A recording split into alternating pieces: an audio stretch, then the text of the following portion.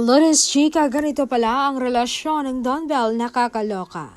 Nang tinanong si Donnie tungkol sa pag-ibig nila ni Bell, sabi niya, kung ang pride says, stay silent. Pero kami ni Bell, love says, let's fix this. Kasi wala namang perfectong relasyon. Talagang inaayos lang namin kung ano ang problema.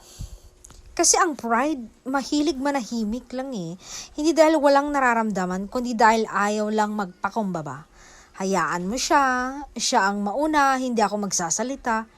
At habang tumatagal ang katahimikan, mas lumalalim ang sugat, hindi ba? Mas lumalayo ang loob, mas nasisirang relasyon. Pero ang tunay na pagmamahal, hindi takot makipag-ayos. Kasi ang love says mag-usap tayo, ayusin natin ito kahit mahirap lalaban tayo para sa relasyon natin. Diba? Ganon kami ni Bell. Kasi ang love hindi lang marunong magmahal kapag okay ang lahat. Marunong din itong magpakumbaba kahit nasasaktan din. And tandaan nyo to. Tandaanan natin ito, hindi lahat ng tahimik ay may peace, minsan ang katahimikan ay bunga lang ng pride.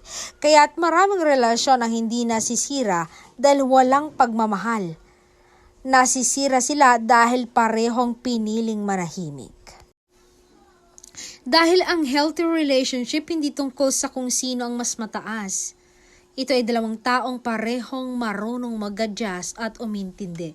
Dahil ang pagmamahal ng may humility, kaya kung gusto mong tumagal ang relasyon ninyo, kagaya namin, matutong ibaba ang pride dahil maraming I love you ang nawalan ng saysay dahil walang gustong magpakumbaba.